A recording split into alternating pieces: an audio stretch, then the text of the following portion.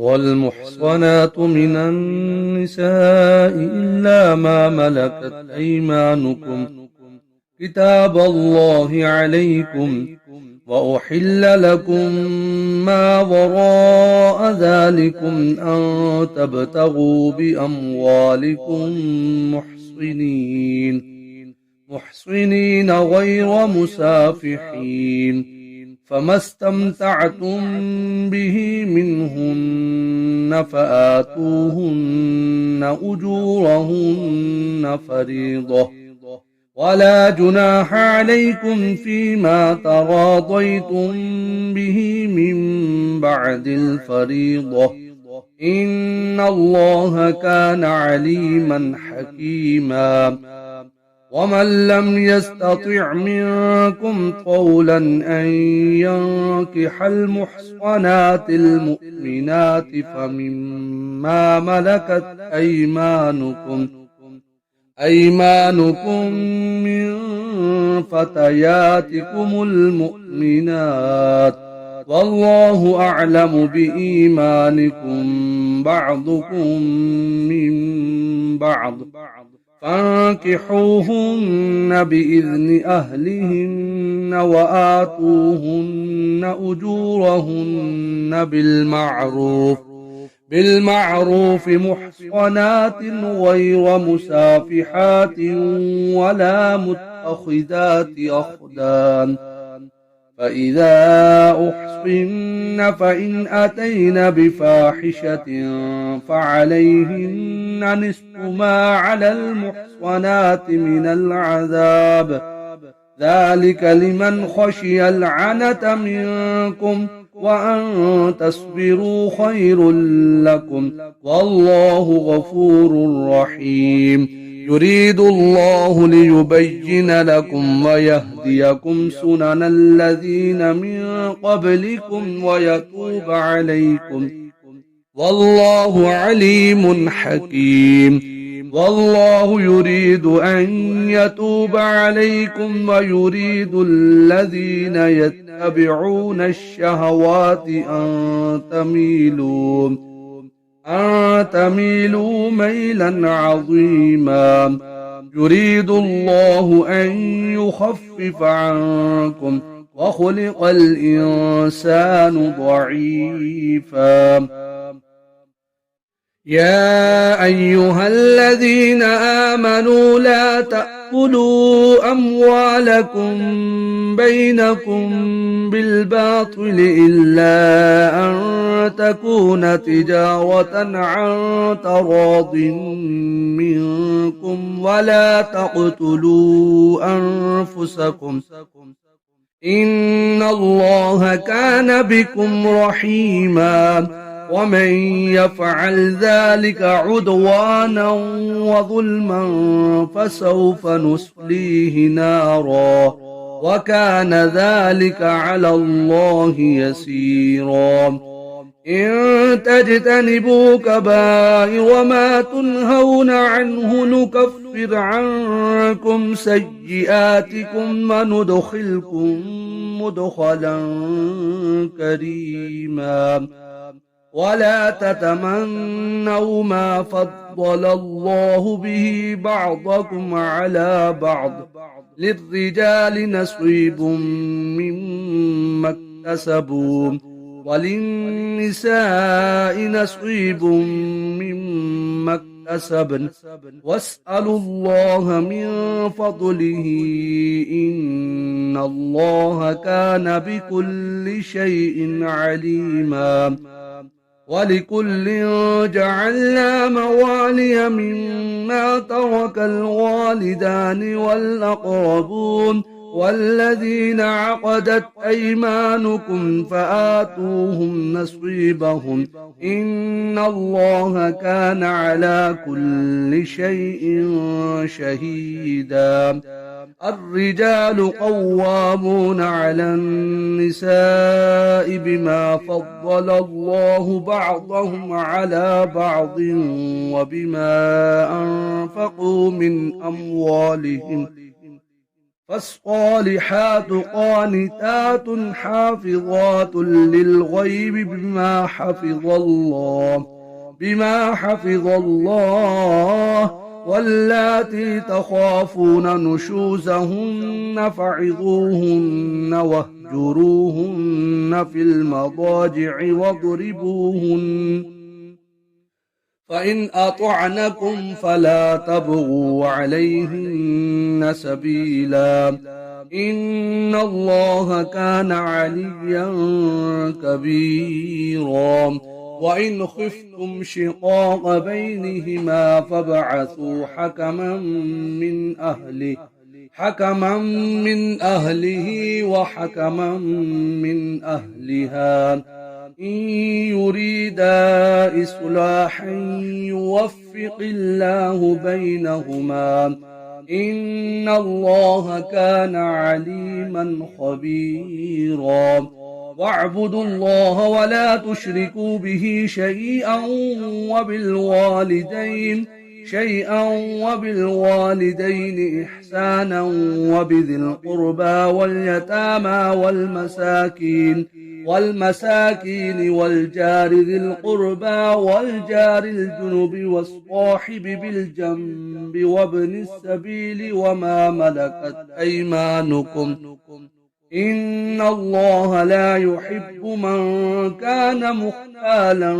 فخورا الذين يبخلون ويأمرون الناس بالبخل ويكتمون ما آتاهم الله من فضله وأعتدنا للكافرين عذابا مهينا والذين ينفقون أموالهم رئاء الناس ولا يؤمنون بالله ولا باليوم الآخر ومن يكن الشيطان له قرينا فساء قرينا وماذا عليهم لو آمنوا بالله واليوم الآخر وأنفقوا مما رزقهم الله وكان الله بهم عليما إن الله لا يظلم مثقال ذرة وإن تك حسنة يضاعفها ويؤت من لدنه أجرا عظيما فكيف إذا جئنا من كل أمة بشهيد وجئنا بك على هؤلاء شهيدا يومئذ يود الذين كفروا وعصوا الرسول لو تسوى بهم الأرض ولا يكتمون الله حديثا يا أيها الذين آمنوا لا تقربوا الصلاة وأنتم سكارى حتى تعلموا ما تقولون ولا جنبا إلا عابري سبيل حتى تغتسلوا وإن كنتم مرضى أو على سفر أو جاء أحد منكم من الغائط أو لامستم النساء فلم تجدوا ماء فتيمموا صعيدا طيبا فامسحوا بوجوهكم وأيديكم إن الله كان عفوا غفورا ألم تر إلى الذين أوتوا نصيبا من الكتاب يشترون الضلالة ويريدون أن تضلوا السبيل والله أعلم بأعدائكم وكفى بالله وليا وكفى بالله نصيرا من الذين هادوا يحرفون الكلم عن مواضعه ويقولون سمعنا وعصينا واسمع غير مسمع وراعنا ليا بألسنتهم وطعنا في الدين ولو أنهم قالوا سمعنا وأطعنا واسمع وانظرنا لكان خيرا لهم وأقوم ولكن لعنهم الله بكفرهم فلا يؤمنون إلا قليلا يا أيها الذين أوتوا الكتاب آمنوا بما نزلنا مصدقا لما معكم من قبل أن نطمس وجوها فنردها على أدبارها أو نلعنهم كما لعنا أصحاب السبت وكان أمر الله مفعولا. إن الله لا يغفر أن يشرك به ويغفر ما دون ذلك لمن يشاء ومن يشرك بالله فقد افترى إثما عظيما. ألم تر إلى الذين يزكون أنفسهم بل الله يزكي من يشاء ولا يظلمون فتيلا. انظر كيف يفترون على الله الكذب وكفى به إثما مبينا. ألم تر إلى الذين أوتوا نصيبا من الكتاب يؤمنون بالجبت والطاغوت ويقولون للذين كفروا هؤلاء يهدى من الذين آمنوا سبيلا. أولئك الذين لعنهم الله ومن يلعن الله فلن تجد له نصيرا.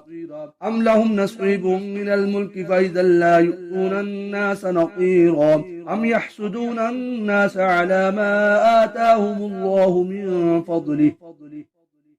فقد آتينا آل إبراهيم الكتاب والحكمة وآتيناهم ملكا عظيما. فمنهم من آمن به ومنهم من صد عنه وكفى بجهنم سعيرا. إن الذين كفروا بآياتنا سوف نصليهم نارا كلما نضجت جلودهم بدلناهم جلودا غيرها ليذوقوا العذاب إن الله كان عزيزا حكيما. والذين آمنوا وعملوا الصالحات سندخلهم جنات تجري من تحتها الأنهار خالدين فيها أبدا لهم فيها أزواج مطهرة وندخلهم ظلا ظليلا. إن الله يأمركم أن تؤدوا الأمانات إلى أهلها وإذا حكمتم بين الناس أن تحكموا بالعدل إن الله نعم ما يعظكم به إن الله كان سميعا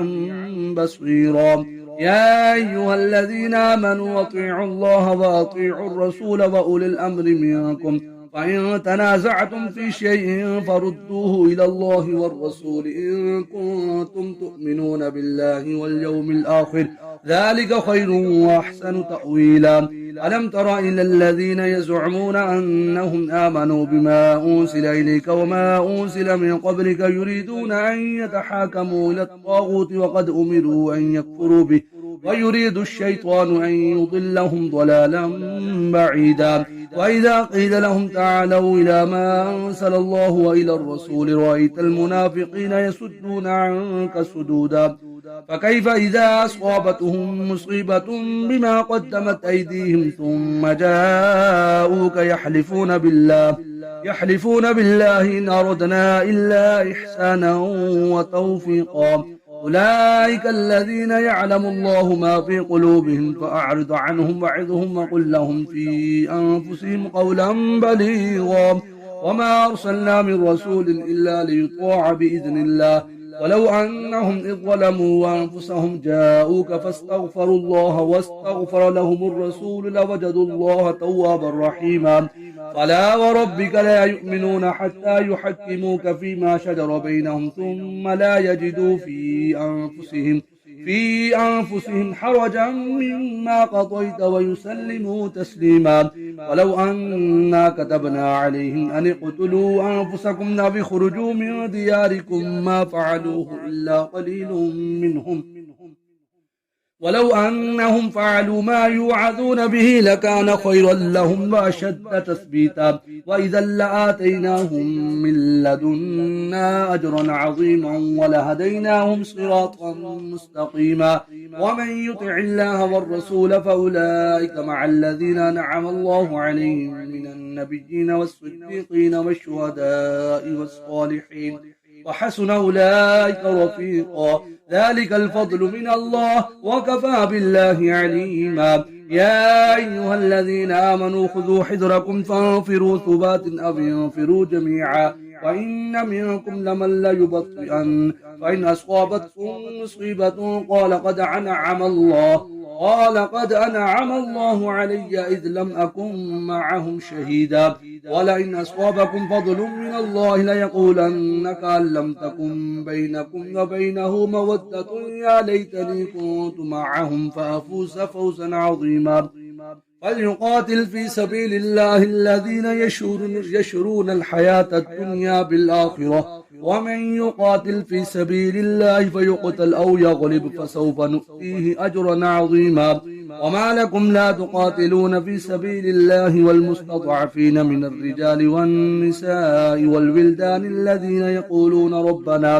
يقولون ربنا أخرجنا من هذه القرية الظالم أهلها واجعل لنا من لدنك وليا واجعل لنا من لدنك نصيرا الذين آمنوا يقاتلون في سبيل الله والذين كفروا يقاتلون في سبيل الطاغوت فقاتلوا أولياء الشيطان إن كيد الشيطان كان ضعيفا ألم تر إلى الذين قيل لهم كفوا أيديكم وأقيموا الصلاة وآتوا الزكاة فلما كتب عليهم القتال إذا فريق منهم يخشون الناس كخشية الله وشد خشية وقالوا ربنا لما كتبت علينا القتال لولا أخرتنا إلى أجل قريب قل متاع الدنيا قليل والآخرة خير لمن اتقى ولا تظلمون فتيلا أينما تكونوا يدرككم الموت ولو كنتم في بروج مشيدة وإن تصبهم حسنة يقولوا هذه من عند الله وإن تصبهم سيئة يقولوا هذه من عندك قل كل من عند الله فما لهؤلاء القوم لا يكادون يفقهون حديثا ما أصابك من حسنة فمن الله وما أصابك من سيئة فمن نفسك وأرسلناك للناس رسولا وكفى بالله شهيدا من يطع الرسول فقد أطاع الله ومن تولى فما أرسلناك عليهم حفيظا ويقولون طاعة فإذا برزوا من عندك بيتت طائفة منهم غير الذي تقول والله يكتب ما يبيتون فأعرض عنهم وتوكل على الله وكفى بالله وكيلا أفلا يتدبرون القرآن ولو كان من عند غير الله لوجدوا فيه اختلافا كثيرا وإذا جاءهم أمر من الأمن أو الخوف أذاعوا به ولو ردوه إلى الرسول وإلى أولي الأمر منهم لعلمه الذين يستنبطونه منهم ولولا فضل الله عليكم ورحمته لاتبعتم الشيطان إلا قليلا فقاتل في سبيل الله لا تكلف إلا نفسك وحرض المؤمنين عسى الله أن يكف بأس الذين كفروا والله أشد بأسا وأشد تنكيلا من يشفع الشفاعة حسنة يكن له نصيب منها ومن يشفع شفاعة سيئة يكن له كفل منها وكان الله على كل شيء مقيتا وإذا حييتم بتحية فحيوا بأحسن منها أو ردوها إن الله كان على كل شيء حسيبا الله لا إله إلا هو لا يجمعنكم إلى يوم القيامة لا ريب فيه ومن أصدق من الله حديثا وما لكم في المنافقين فئتين والله أركسهم بما كسبوا أتريدون أن تهدوا من أضل الله ومن يضلل الله فلن تجد له سبيلا ودوا لو تكفرون كما كفروا فتكونون سواء فلا تتخذوا منهم أولياء حتى يهاجروا في سبيل الله فإن تولوا فخذوهم وقتلوهم حيث وجدتموهم ولا تتخذوا منهم وليا ولا نصيرا إلا الذين يصلون إلى قوم بينكم وبينهم ميثاق أو جاءوكم حسن صدورهم أن يقاتلوكم أو يقاتلوا قومهم ولو شاء الله لسلطهم عليكم فلقاتلوكم وإن اعتزلوكم فلم يقاتلوكم وألقوا إليكم السلام فما جعل الله لكم عليهم سبيلا ستجدون آخرين يريدون أن يأمنوكم ويأمنوا قومهم كلما ردوا إلى الفتنة يركسوا فيها وإن لم يعتزلوكم ويلقوا إليكم السلام ويكفوا أيديهم فخذوهم وقتلوهم حيث ثقفتموهم وأولئكم جعلنا لكم عليهم سلطانا مبينا وما كان لمؤمن أن يقتل مؤمنا إلا خطأ ومن قتل مؤمنا خطأ فتحرير رقبة مؤمنة ودية مسلمة إلى أهله إلا أن يصدقوا فإن كان من قوم عدو لكم وهو مؤمن فتحرير رقبة مؤمنة وإن كان من قوم بينكم وبينهم ميثاق فدية مسلمة إلى أهله وتحرير رقبة مؤمنة ومن لم يجد فصيام شهرين متتابعين توبة من الله وكان الله عليما حكيما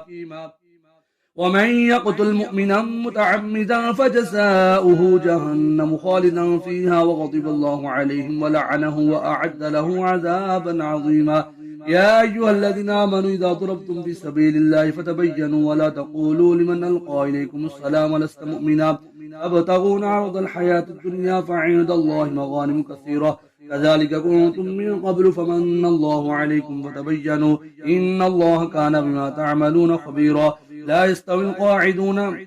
لا يستوي القاعدون من المؤمنين غير أولي الضرر والمجاهدون في سبيل الله بأموالهم وأنفسهم فضل الله المجاهدين بأموالهم وأنفسهم على القاعدين درجة وكلا وعد الله الحسنى وفضل الله المجاهدين على القاعدين أجرا عظيما درجات منه ومغفرة ورحمة وكان الله غفورا رحيما إن الذين توفاهم الملائكة ظالمي أنفسهم قالوا فيما كنتم قالوا كنا مستضعفين في الأرض قالوا ألم تكن أرض الله واسعة فتهاجروا فيها فأولئك مأواهم جهنم وساءت مصيرا إلا المستضعفين من الرجال والنساء والولدان لا يستطيعون حيلة ولا يهتدون سبيلا أولئك عسى الله أن يعفو عنهم وكان الله عفوا غفورا ومن يهاجر في سبيل الله يجد في الأرض مراغما كثيرا وسعة ومن يخرج من بيته مهاجرا إلى الله ورسوله ثم يدركه الموت فقد وقع أجره على الله وكان الله غفورا رحيما وإذا ضربتم في الأرض فليس عليكم جناح أن تقصروا من الصلاة إن خفتم أن يفتنكم الذين كفروا إن الكافرين كانوا لكم عدوا مبينا وإذا كنت فيهم فأقمت لهم الصلاة فلتقم طائفة منهم معك وليأخذوا أسلحتهم فإذا سجدوا فليكونوا من ورائكم ولتأت طائفة أخرى لم يصلوا فليصلوا معك وليأخذوا حذرهم وأسلحتهم ود الذين كفروا لو تغفلون عن أسلحتكم وأمتعتكم فيميلون عليكم ميلة واحدة ولا جناح عليكم إن كان بكم أذى من مطر أو كنتم مرضى أن تضعوا أسلحتكم وخذوا حذركم إن الله أعد للكافرين عذابا مهينا فإذا قضيتم الصلاة فاذكروا الله قياما وقعودا وعلى جنوبكم فإذا اطمأننتم فأقيموا الصلاة إن الصلاة كانت على المؤمنين كتابا موقوتا ولا تهنوا في ابتغاء القوم إن تكونوا تألمون فإنهم يألمون كما تألمون وترجون من الله ما لا يرجون وكان الله عليما حكيما إنا أنزلنا إليك الكتاب بالحق لتحكم بين الناس بما أراك الله ولا تكن للخائنين خصيما واستغفر الله إن الله كان غفورا رحيما ولا تجادل عن الذين يختانون أنفسهم إن الله لا يحب من كان خوانا أثيما يستخفون من الناس ولا يستخفون من الله وهو معهم إذ يبيتون ما لا يرضى من القول وكان الله بما يعملون محيطا ها أنتم هؤلاء جادلتم عنهم في الحياة الدنيا فمن يجادل الله عنهم يوم القيامة أم من يكون عليهم وكيلا ومن يعمل سوءا أو يظلم نفسه ثم يستغفر الله يجد الله غفورا رحيما ومن يكسب إثما فإنما يكسبه على نفسه وكان الله عليما حكيما ومن يكسب خطيئة أو إثما ثم يرمي به بريئا فقد احتمل بهتانا وإثما مبينا ولولا فضل الله عليك ورحمته لهمت طائفة منهم أن يضلوك وما يضلون إلا أنفسهم وما يضرونك من شيء وأنزل الله عليك الكتاب والحكمة وعلمك ما لم تكن تعلم وكان فضل الله عليك عظيما. لا خير في كثير من نجواهم إلا من أمر بصدقة أو معروف أو إصلاح بين الناس، ومن يفعل ذلك ابتغاء مرضات الله فسوف نؤتيه أجرا عظيما. ومن يشاقق الرسول من بعد ما تبين له الهدى ويتبع غير سبيل المؤمنين نوله ما تولى ونصله جهنم وساءت مصيرا. إن الله لا يغفر أن يشرك به ويغفر ما دون ذلك لمن يشاء، ومن يشرك بالله فقد ضل ضلالا بعيدا. إن يدعون من دونه إلا إناثا وإن يدعون إلا شيطانا مريضا لعنه الله وقال لأتخذن من عبادك نصيبا مفروضا ولأضلنهم ولأمنينهم ولآمرنهم فليبتكن آذان الأنعام ولآمرنهم فليغيرن خلق الله ومن يتخذ الشيطان وليا من دون الله فقد خسر خسرانا مبينا. يعدهم ويمنيهم وما يعدهم الشيطان إلا غرورا. أولئك مأواهم جهنم ولا يجدون عنها محيصا. والذين آمنوا وعملوا الصالحات سندخلهم جنات تجري من تحتها الأنهار خالدين فيها أبدا وعد الله حقا ومن أصدق من الله قيلا. ليس بأمانيكم ولا أماني أهل الكتاب من يعمل سوءا يجز به ولا يجد له من دون الله وليا ولا نصيرا. ومن يعمل من الصالحات من ذكر أو أنثى وهو مؤمن فأولئك يدخلون الجنة ولا يظلمون نقيرا. ومن أحسن دينا ممن أسلم وجهه لله وهو محسن واتبع ملة إبراهيم حنيفا واتخذ الله إبراهيم خليلا. ولله ما في السماوات وما في الأرض وكان الله بكل شيء محيطا. ويستفتونك في النساء قل الله يفتيكم فيهن وما يتلى عليكم في الكتاب في يتامى النساء اللاتي لا تؤتونهن ما كتب لهن وترغبون أن تنكحوهن والمستضعفين من الولدان وأن تقوموا لليتامى بالقسط وما تفعلوا من خير فإن الله كان به عليما. وإن امرأة خافت من بعلها نشوزا أو إعراضا فلا جناح عليهما أن يصلحا بينهما صلحا والصلح خير. وأحضرت الأنفس الشح وإن تحسنوا وتتقوا فإن الله كان بما تعملون خبيرا. ولن تستطيعوا أن تعدلوا بين النساء ولو حرصتم فلا تميلوا كل الميل فتذروها كالمعلقة. وإن تصلحوا وتتقوا فإن الله كان غفورا رحيما. وإن يتفرقا يغني الله كلا من سعته وكان الله واسعا حكيما. ولله ما في السماوات وما في الأرض ولقد وصينا الذين أوتوا الكتاب من قبلكم وإياكم أن اتقوا الله وإن تكفروا فإن لله ما في السماوات وما في الأرض وكان الله غنيا حميدا. ولله ما في السماوات وما في الأرض وكفى بالله وكيلا. إن يشأ يذهبكم أيها الناس ويأتي بآخرين وكان الله على ذلك قديرا. من كان يريد ثواب الدنيا فعند الله ثواب الدنيا والآخرة وكان الله سميعا بصيرا.